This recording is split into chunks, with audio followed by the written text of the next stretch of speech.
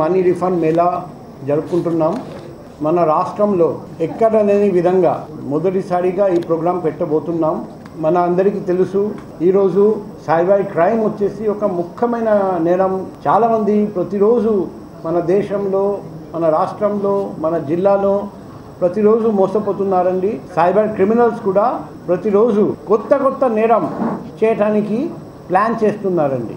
ఒకరోజు OLX fraud, ఇంకో రోజు ఫెడెక్స్ ఫ్రాడ్, ఇంకో రోజు మీకు పార్సెల్ వచ్చింది, కొంత అమౌంట్ మీరు పే చేస్తే మీకు అంత ఈ గిఫ్ట్ వస్తుంది.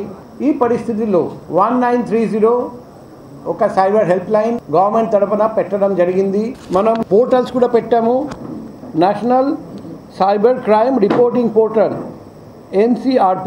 నేరం జరిగిన వెంటనే, మోసం జరిగిన వెంటనే బాధితుడు పోలీస్ డిపార్ట్మెంట్ బ్యాంక్తో సంప్రదిస్తే ఆ మొత్తం మోసపోయిన అమౌంట్ మనం ఫ్రీజ్ చేసుకోవచ్చు. ఎంతో అర్లీగా మనం తెలియజేస్తాం, అంత ఫాస్ట్గా మనం మొత్తం అమౌంట్ ఫ్రీజ్ చేసుకోవచ్చు.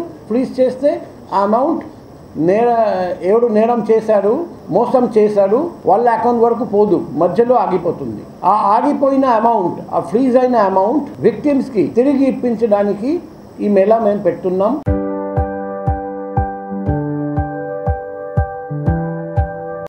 నా పేరు కె ఈశ్వరప్పల స్వామి అండి. నేను ఏప్రిల్లో ఫేస్బుక్లో ఒక ఆన్లైన్ ట్రేడింగ్ లింక్ చూసి దాంట్లో క్లిక్ చేసి వాట్సాప్లో జాయిన్ అయ్యి ట్రేడింగ్లో డబ్బులు ఇన్వెస్ట్ చేశాను. అట్లా ఒక 1 మంత్ చాలా అమౌంట్ ఇన్వెస్ట్ చేసిన తర్వాత అది ఫేక్ అని తెలిసిన తర్వాత ఇమీడియట్గా నేను సైబర్ క్రైమ్ వాళ్ళని కాంటాక్ట్ చేసి 1930 కంప్లైంట్ చేయగానే వాళ్ళు చాలా వరకు అమౌంట్ హోల్డ్ చేసి ఈ రోజున నాకు విశాఖపట్నం సిపి పోలీసు వారు నా అమౌంట్ ఇప్పించారు. సో సిటీ పోలీస్ వారికి నా ధన్యవాదాలు. What happened is I got a message and I was asked to click on the link, and the message said that I have to link my PAN card number to the HDFC bank account. And when I did it, I instantly got a call from somebody and saying that he's an HDFC manager, and he asked me to do this whole process of linking the transaction, like the bank PAN card number to the bank account. So when I logged in, I immediately sensed when there was some disturbance behind, I sensed something, so I immediately shut down the call. But I think he got the remote access and he fraudulently withdrew the whole amount which I had in my bank. I did not have any other amount other than 1 lakh in my bank account, and he completely vanished off in 5 seconds. Within 5 seconds of the call, the whole money of 1 lakh got vanished from my account. So, and then I rushed to the cybercrime police station. Thank you, CP sir, and thank you, Visakhapatnam City Police, for recovering the amount, and it has brought a smile to my face. నా పేరు మాదిరెడ్డి రఘునాథ్ రెడ్డి.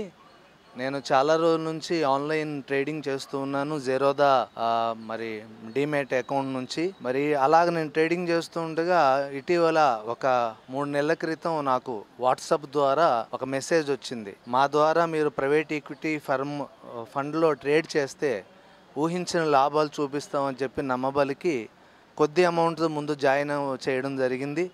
వాళ్ళు చాలా ఊహించని లాభాలు చూపించడం జరిగింది. ఆ తర్వాత మొదట్లో కొద్ది అమౌంట్ 20,000 1,00,000 రూపాయలని నేను విత్డ్రా చేస్తే ముందు పంపించారు. తర్వాత దాదాపుగా మరి 47 లక్షల దాకా వాళ్ళు అమౌంట్ నా ద్వారా ఇన్వెస్ట్ చేయించి తర్వాత ఇది మీరు దానికి 8 కోట్ల ప్రాఫిట్ చూపించి మీరు మళ్ళీ దాన్ని రిలీజ్ చేయాలంటే మీరు ఇంత కట్టాలని చేయడం జరిగింది. అప్పుడు నేను అది చాలా ఆన్లైన్ ఫ్రాడ్ అని తెలుసుకొని మరి Visakhapatnam cyber crime police station ఆశ్రయం జరిగింది.